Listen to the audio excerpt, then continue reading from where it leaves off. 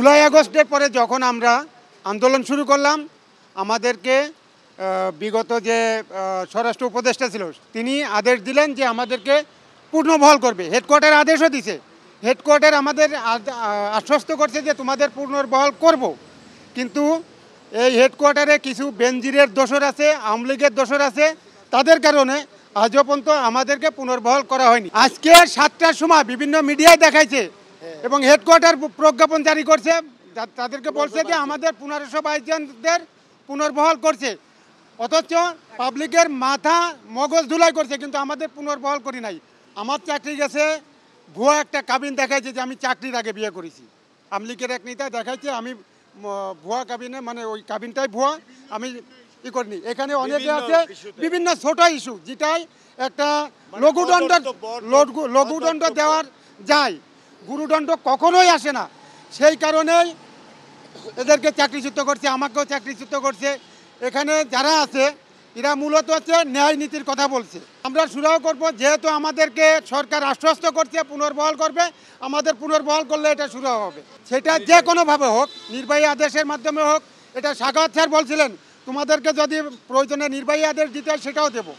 তো আমরা চাচ্ছি সাখাওয়াত স্যার যেহেতু কথা দিচ্ছেন, একজন উপদেষ্টা যেহেতু কথা দিচ্ছেন, হেডকোয়ার্টার যেহেতু কথা দিচ্ছেন, তাদের কথাগুলো বাস্তবায়ন চাই। আমার আন্দোলন আমরা স্থগিত করছিলাম এই আগস্টের 18 তারিখ থেকে। আমাদের ডিআইজি শোয়েব স্যার উনি আশ্বস্ত করছিলেন যে 85 থেকে 90% তোমাদের চাকরি সবার বহাল হয়ে যাবে। আইজি স্যারের যে সাবেক আইজি ছিল মইনুল, ওনার নির্দেশে উনি বলছিলেন। আমরা জানি বিসিএস ক্যাডার কখনো মিথ্যা কথা বলে না, এটা কিন্তু রুলসে আছে, কখনো এরা মিথ্যা কথা বলে না। মিথ্যা প্রলোভন দিয়ে আমাদের 5.5 মাস এভাবে হয়রানির শিকার করছে। এই ক্যাটাগরি করে আমরা 2200 মানুষ সবাই এখন কর্মহীন। এই চাকরির আশা দিয়ে রাখছি বিদায় আমরা আগে যে কাজ করতাম বা করতাম এগুলো বন্ধ করে দিচ্ছি। সবাই আমরা অসহায়ের মতো ঘুরে বেড়াচ্ছি রাস্তায়। আমরা 2200 লোক বেনজিরের যে রসানলে 18 থেকে 22 সাল পর্যন্ত এই দেখবেন 80 থেকে 85% লোক এই 18 থেকে 22 সালের ভিতরে চাকরি গেছে। এগুলা ডপটে ফেসবুকে একটু কেউ কমেন্ট করছে, তাকে চাকরি থেকে, মানে ওনাদের অন্যায়ের বিগত গেছে স্বৈরাচারী সরকারের আমলের, তাকে চাকরি থেকে বিতাড়িত করে দিছে।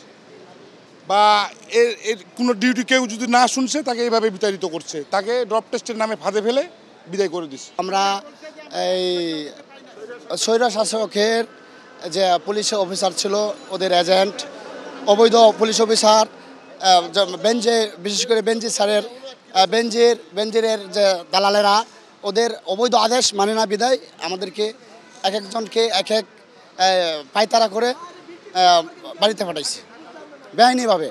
আমরা চাকরি পুনর্বহাল চাচ্ছি মানে, আর আমাদেরকে হেডকোয়ার্টার বারবার আশ্বস্ত করতেছে। দীর্ঘ 5.5 মাস যাবৎ আমাদেরকে ঘুরাচ্ছে। এই সপ্তাহ না আগামী সপ্তাহ না পরের সপ্তাহ, আসলে মিথ্যা প্রলোভন দেখে মূলত। গতকালকে একটা করছে যে 1500 কত জনের চাকরি নাকি হয়ে গেছে, কিন্তু আসলে মূলত চাকরি হয় নাই। এটা আমাদের যে আন্দোলনের ডাক দিব, আমাদের কথা রাখে নাই, এই জন্য একটা আসলে এই হেডকোয়ার্টার এরকম একটা করছে।